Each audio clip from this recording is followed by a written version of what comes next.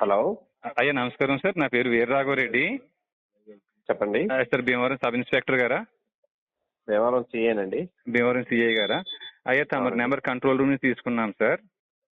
చెప్పండి. ఇది కొన్ని నేరాలకు పాల్పడినందుకు గాను సి నాగరాణి గారని డిస్ట్రిక్ట్ కలెక్టర్ గారిని party of BNSS part section 43 CRPC memorandum ఇచ్చి అరెస్ట్ చేసామండి.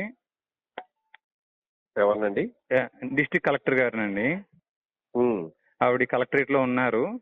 ఒకవేళ తమరు మరి ఎవరినైనా పంపిస్తే మేము ఆ ఫిర్యాదు ఆవిడని అప్పచెప్పేసి మీకు అన్ని ఎవిడెన్స్ కావాలితే ఇస్తాం సార్. అర్థం కాలేదు మీరు చెప్పింది. సార్ 40 కొత్త సెక్షన్ బిఎన్ఎస్ఎస్ ఏదైతే ఉందో ఆ సెక్షన్ ప్రయోగించి కలెక్టర్ గారిని అదుపులోకి తీసుకున్నామండి, నోటీస్ ఇచ్చి. మీరెవరండి? నా పేరు వీరరాఘవరెడ్డి అండి, రామరాజ్యం ఫౌండర్ అండి నేను. ఏదండి? రామరాజ్యం ఫౌండర్ సార్ నేను. మీరు ఎలా తీసుకుంటారు? మరి ప్రైవేట్ అరెస్ట్ అని చెప్పేసి సెక్షన్ 40 చెప్తుంది కదండి బిఎన్ఎస్ఎస్. పాత సెక్షన్ 43 సిఆర్పిసి ఉంది కదండి. మీరెవరండి? మీరు తీసుకోవడానికి అదుపులో ఒకసారి మీరు ఆ సెక్షన్ చదవండి సార్, 40 ఆఫ్ బిఎన్ఎస్ఎస్ చదవండి సార్ ఒకసారి. మా సెక్షన్ మాకు తెలుసు కానీ మీకు చెప్పవలసిన లేదు. కానీ మీరు ఎవరంటే అసలు ఇబ్బంది ఏమీ లేదు సార్. మీరు కస్టడీలోకి మీరు తీసుకోకపోయినా మీ మీద కూడా మేము కేసు ఫైల్ చేసుకుంటాం సార్, ఇబ్బంది ఏమీ లేదు సార్. మీరు ఆవిడ కూడా పబ్లిక్ సర్వెంట్స్ అండి. మాకు 21 ఐపీసీ ప్రకారంగా కలెక్టర్ గారు కానీ, మీరు కానీ, చీఫ్ జస్టిస్ ఆఫ్ ఇండియా కానీ, ప్రధానమంత్రి కానీ, మీరు అందరూ మాకు పబ్లిక్ సర్వెంట్స్ అండి. మీరు మాకు 154 సిఆర్పిసి కొత్త చట్టం మీకు వచ్చేటువంటి ఏదైతే కాగ్నిజబుల్ అఫెన్స్ ఉందో మీకు రిపోర్ట్ వచ్చినప్పుడు మీరు కేసు కట్టడం మీ బాధ్యత అండి. లలిత్ కుమారి కైండ్లీ అండి. బాబు నీ సెక్షన్ లో అవన్నీ పక్కన పెట్టాయా? నువ్వు 154 ప్రకారం సిఆర్పిసి ఇప్పుడు నాకేమైనా రిపోర్ట్ ఇచ్చావా? మీకు ఇంటిమేట్ చేస్తున్నాను సార్, మీకు ఫోన్ చేసి చెప్తున్నాను సార్. మా దగ్గర రిపోర్ట్ రెడీగా ఉంది.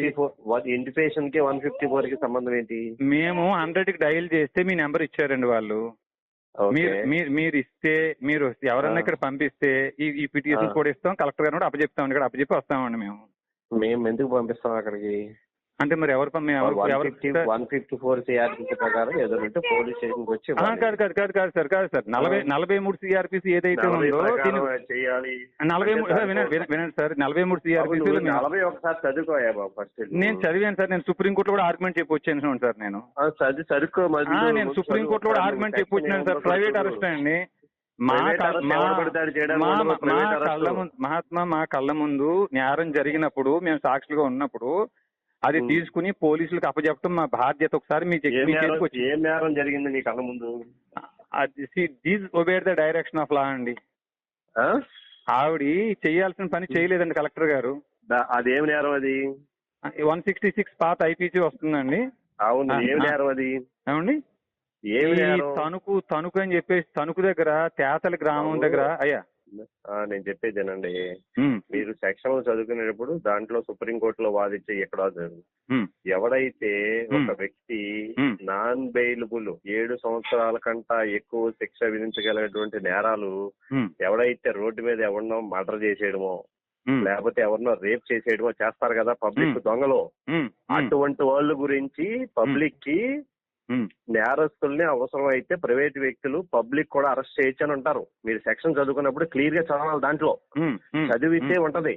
మీరు చేసి సీఎం అరెస్ట్ చేసేయడానికి, కలెక్టర్ అరెస్ట్ చేసేయడానికి, ఎస్పీని అరెస్ట్ చేసేయడానికి ఇవ్వాలి ఆ సెక్షన్ మీకు. చెప్పేదేనండి, మర్డర్ చేసే వ్యక్తి లేకపోతే రేప్ చేసే వ్యక్తి రోడ్డు మీద పారిపోతున్నప్పుడు అతనికి పోలీసులు వచ్చే టైం ఉండదు కాబట్టి అక్కడ ఎమర్జెన్సీ టైంలో పబ్లిక్ అయినా సరే అరెస్ట్ చేయడానికి పెట్టారు. అంటే 7 సంవత్సరాల కన్నా ఎక్కువ నేరం దగ్గర నేరాలు పబ్లిక్ కళ్ళ ముందు చేస్తే అప్పుడు చేయొచ్చు. మీరు అటువంటి మీరు చెప్పింది విన్నాం కదా. ఇప్పుడు మా మాట వినండి. ఇప్పుడు ఏదైతే కాగ్నిజబుల్ అఫెన్స్ ఏమో 154 సిఆర్పిసి అండి, నాన్ కాగ్నిజబుల్ ఏమో 155 సిఆర్పిసి అండి. ఈ రెండింటి మీద లలిత్ కుమారి వర్సెస్ యూపీ గవర్నమెంట్ ఈ కేసులో సుప్రీంకోర్టు ఒక ఆర్డర్ పాస్ చేసింది. 90 పేజీలు 100 పేజీలు జడ్జిమెంట్ ఉంటుందండి. మేము అరెస్ట్ చేసిన వ్యక్తి కాగ్నైజబుల్ అఫెన్స్ పాల్పడినా, నాన్ కాగ్నైజబుల్ కు పాల్పడినా ఆ వ్యక్తి బెయిల్ ఇవ్వదగింది అంటే ఇక్కడ మేము కుట్రపూర్తిగా ఈ నేరం చేశారని ఆరోపిస్తున్నామండి మేము. ఒకవేళ కుట్రపూర్తిగా అంటే 120B కూడా వస్తుందండి, 295A కూడా వస్తుందని మేము ఆరోపించినవి.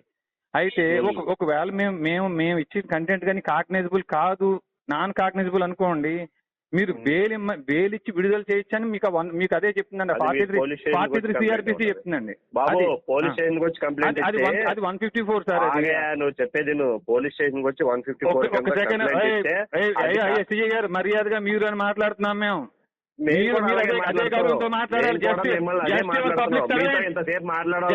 పబ్లిక్ సర్వెంట్స్ మీరు పబ్లిక్ సర్వెంట్ కాబట్టి మాట్లాడుతున్నాను. పబ్లిక్ సర్వెంట్ కి నువ్వు చెప్పేది ఏంటి? పబ్లిక్ సర్వెంట్ కి నువ్వు చెప్పేది ఏంటి అంటున్నాను. పబ్లిక్ సర్వెంట్ కి నువ్వు చెప్పేది ఏంటి ఇక్కడ?